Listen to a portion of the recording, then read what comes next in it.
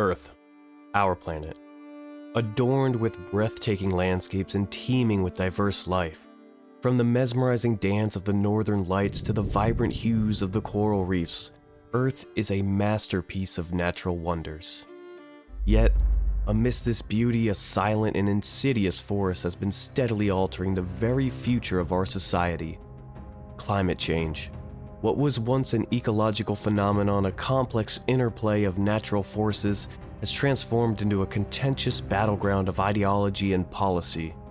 Since the 1970s, the issue of climate change has become deeply politicized, and what was once a scientific discussion has been turned into one of the longest and most polarizing debates in human history. Now, before we begin, let's first determine what climate change is.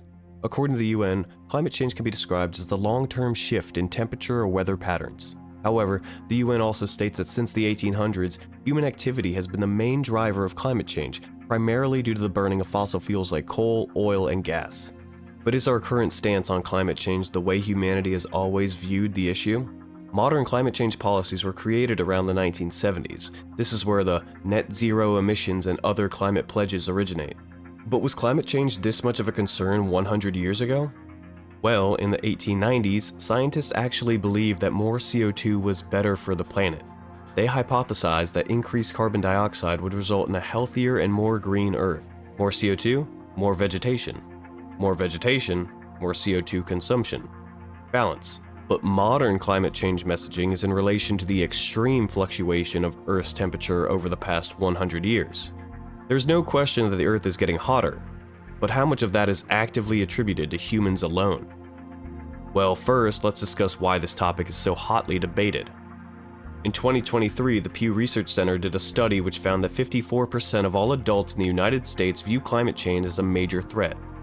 78% of those were left-leaning or aligned with the Democratic Party, and 23% were right-leaning or aligned with the Republican Party. One side believes that humans, using fossil fuels, are responsible for the degradation of the planet. The other believes that this is blown out of proportion to enforce policy and other government reforms. How many of you have heard the claim that 97% of scientists agree that human-induced climate change is real? For such a bold and broad claim, what does it actually mean? That 97% simply agree with the claim that humans have a role? Do all 97% agree on the severity? Do they all agree on the same solution? Many politicians across the globe have cited this 97% claim. For example, while serving as Secretary of State in 2014, John Kerry publicly stated that 97% of climate scientists have confirmed that climate change is happening, and that human activity is responsible. He continues, saying that the world we know will, quote, change dramatically for the worse. So where did this 97% come from? The original figure of 97% can be traced back to a survey conducted by John Cook of the Global Change Institute in Australia. He claimed that 97% of papers he surveyed endorsed the view that the Earth is warming up and human emissions of greenhouse gases are the main cause. However, there are a couple problems with this. Cook used papers that did in fact state man-made warming was a contributing factor, but they never disclosed by just how much. Additionally, he added papers to the survey that didn't explicitly state that there was man-made warming, but rather, he believed it was implied. Knowing this fact, we can clearly see an internal bias and should take immediate issue with the source material that is repeatedly cited among politicians. A study conducted by David Friedman reviewed John Cook's findings and made an astonishing discovery. Using Cook's own data, Friedman noticed that he did not report on the percentage of abstracts that claimed humans are the main cause of global warming. Abstracts meaning completed research. According to Friedman, only 64 of the almost 12,000 abstracts explicitly endorsed the idea that humans were primarily responsible for global warming. Here's the full breakdown of his report. I'll put it in the description if you guys want to give it a read after the video. But here's what I consider to be the smoking gun. In a leaked 2012 forum titled Introduction to TCP, or The Climate Pledge, John Cook outlined his plan. He began by stating, quote, it's essential that the public understands that there's a scientific consensus on AGW, anthropogenic global warming. Anthropogenic meaning to be originating from human activity. His goal was to establish that not only is there a consensus on climate change, but that there is a strengthening consensus. This was all in an effort to combat climate deniers. He goes on to type that, quote, we didn't rate the actual number of endorsements of AGW. Well, If that's the case, how is anything you say credible if you didn't commit the time and resources to accurately rate each one? In another thread titled Marketing Ideas, Cook shared his theories on advertising the study before research even began. Cook himself wrote that he had already reached out to the mainstream media, climate communicators, Google, and even Kindle to begin generating support for the 97% claim. Again, prior to the research being completed.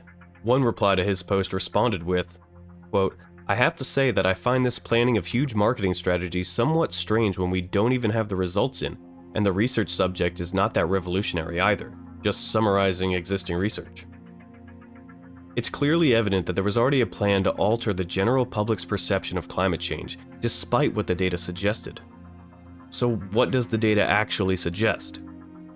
Well, as I said earlier, there is no doubt that humans contribute to the overall climate of our planet.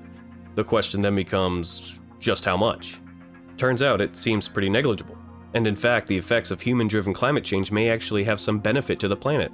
Researchers from China published their peer-reviewed findings in Nature Communications, which outlines the positive effects increased CO2 is having on our planet. I'll drop a link to this in the description if you want to give it a read for yourself. Like many have said before them, they have observed widespread vegetation greening since the early 1980s, primarily due to CO2 fertilization effects. The scientists discovered that such greening could mitigate global warming by triggering negative biochemical feedback to the climate system. Sounds familiar to the whole 1890s hypothesis of more CO2 equals more plants and more plants equals less CO2. Additional observations from their paper include the finding that greening-related cooling can offset the warming trend by about 20 to 40%, and that vegetation greening in dry regions significantly cools the land surface, which reverses the effects of warming, with gradual decreases in temperature and increases in precipitation. Other studies have proven that, despite the current narrative, Earth is much greener than ever before in human history.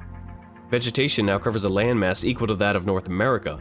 Arid places like deserts are becoming less barren, and NASA's satellite models are depicting greener growth overall.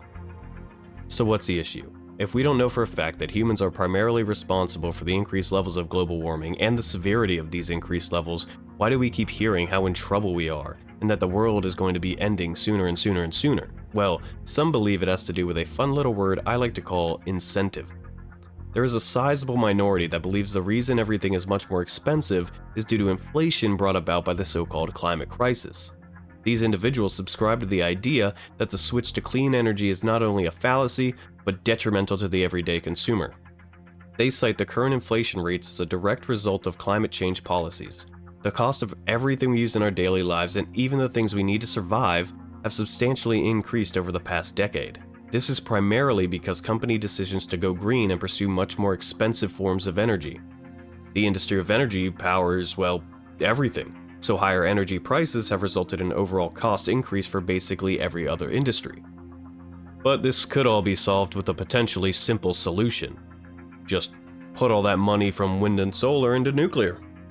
And before you bring up Fukushima or start yelling that it's unsafe, maybe avoid building a reactor on a fault line. That probably will save you some trouble down the road.